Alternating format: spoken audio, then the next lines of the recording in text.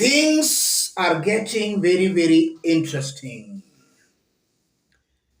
It's remaining just weeks to the AUC elections.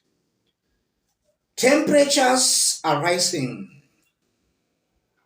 If you look at Raila Odinga's haters, those who have been very critical of Raila Odinga's AUC bid, those have been Rigathi Gachagua supporters, the so-called Morima.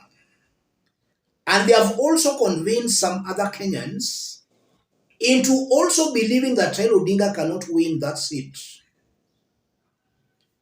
It's remaining just weeks to the D-Day. For mbivu na mbichi kujulikana. Listening to Rigathi Gachagua speaking about 1 day ago, he seems to be now making a U-turn. He's now accepting and entertaining this thought that Raila Odinga can win AUC. Some weeks back, Rigathi could not entertain such thoughts. And I know this sudden U-turn is clearly confusing Rigathi Gachagua supporters, leaving them stranded. Let's listen to Rigathi Gachagua before we continue. Wewe omba Mwenyezi Mungu huyu mzee aende AU kama he can give you his base. I don't know whether loyalty is transferable. Whatever he can give you, you see what to do with it. Hii ya Western naona kama imeenda, Ukabani imeenda, ya Kisii imeenda. Sasa pale kwake tutapambana.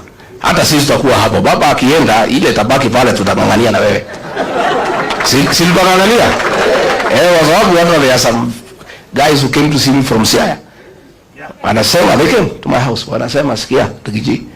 Sisi our loyalty is not transferable. Sisi ni watu ya baba. Akishaenda AU tuko free. Na sisi vile tunaona yeye ni mtu ya kusema ukweli tunaweza elewa. So even that Nyanza baba akienda will be there also. Because there are also people who want to join the rest of Kenya. Listening to Rigathi is now entertaining this thought of Raila Odinga winning AUC. He's saying wewe omba Mwenyezi Mungu huyu mzee aende AU. Baba akienda ile tabaki pale tutangangania na wewe.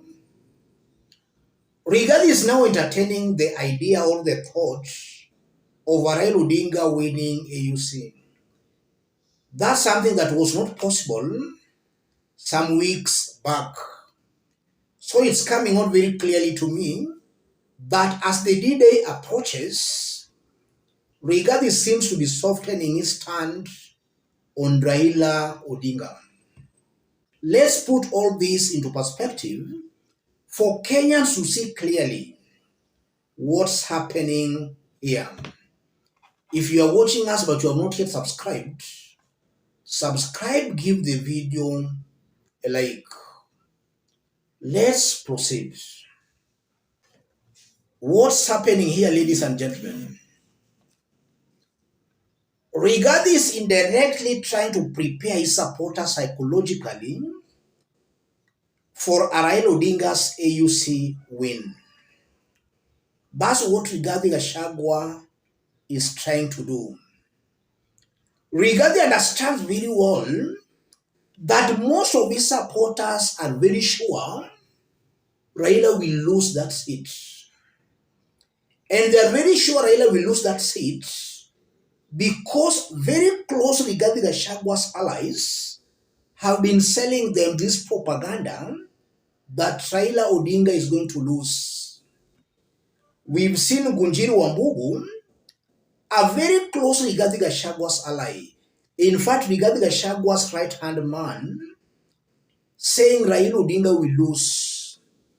And when you see Ngunjiri Wambugu saying Raila will lose, then just know that has always been Rigathi Gachagua's position.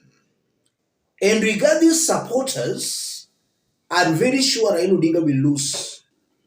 If Raila Odinga wins, that will be a very big blow to Rigathi Gachagua. He'll be seen as a liar.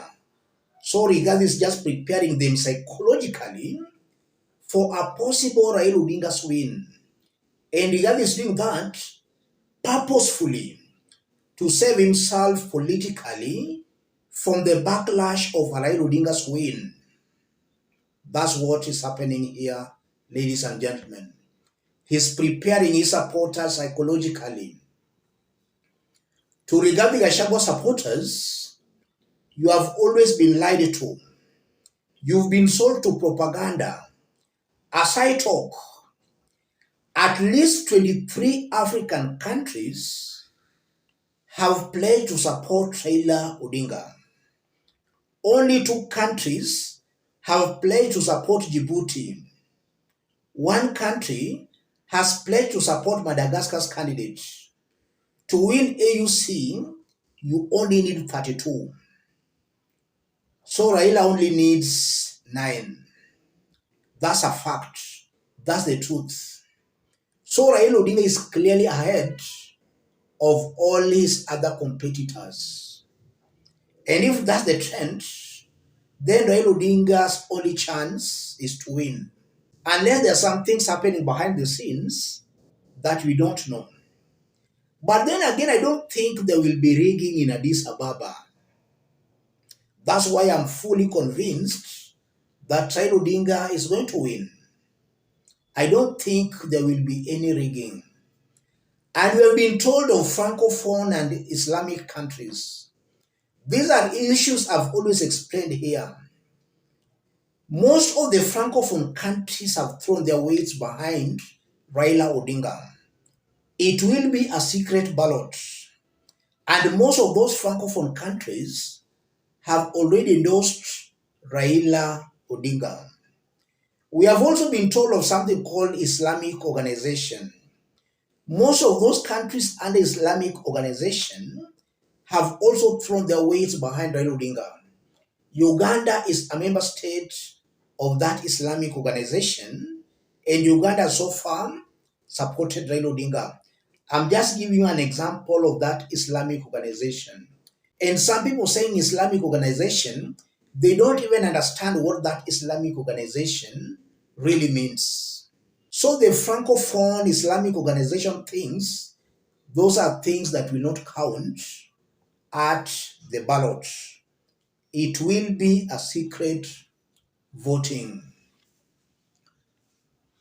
From the remarks by Rigathi Gachagua, Rigathi is also talking of Raila Odinga's support in Nyanza not being transferable, the loyalty. Let me make this very clear.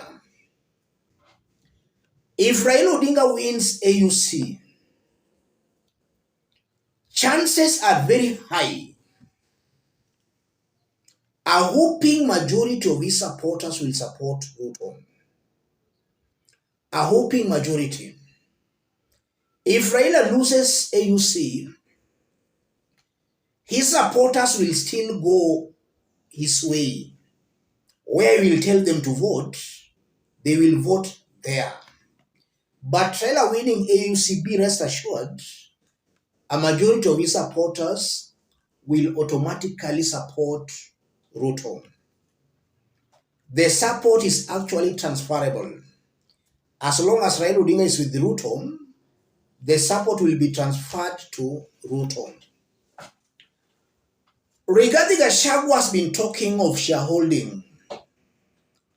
Listening to him speak, he's now talking of other areas. As a deputy president, he used to incite, abuse, and tell his community to hate the low community. What has now changed? Kenyans must learn to punish bad leaders. A bad leader should be punished. If Kenyans forgive these bad leaders, then those in power will continue being bad, knowing that if they lose that power, they'll come to the people, and the people will forget and forgive them. So we'll still continue having bad leaders. Kenyans must learn to punish bad leaders. That's the only way those in power will learn a lesson. Let me stop it there, ladies and gentlemen. If you are watching us but you have not yet subscribed, subscribe, give the video a like. It's very clear to me, Rigathi Gachagua has left his supporters licking wounds. They are licking their hatred wounds. Mbivu na mbichi itajulikana hivi karibuni. Let's meet in our next analysis. Thank you.